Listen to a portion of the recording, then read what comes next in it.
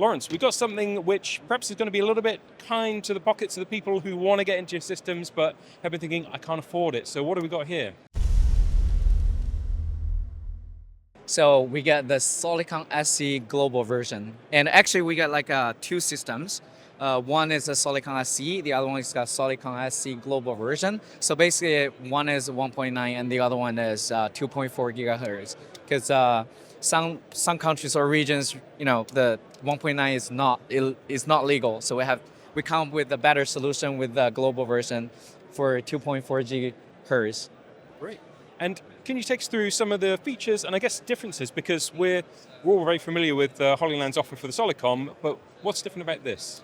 I think the key point is the portable. I think it's more. I won't say it's more portable. Actually, I have it here. So this is the Solidcom C1 Pro, right? The system probably most people have heard or know about it. And this is a new one. Would you mind lending me a hand? Oh, you're right.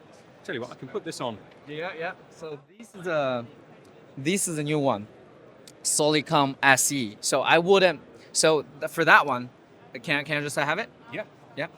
For this one, I can really bend it, and I don't feel afraid even dropping it, So that one, oh, you broke it. Yeah, just kidding.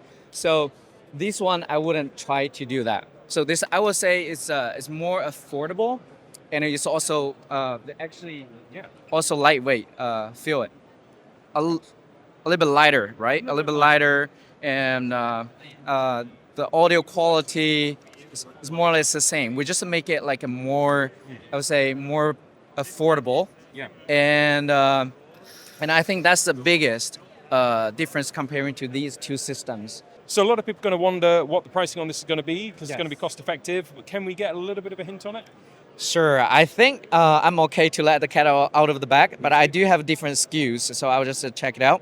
So for the 2S, basically the 2S version, it's going to be 229 USD. And the 4S is a 459, and 5S is a 579.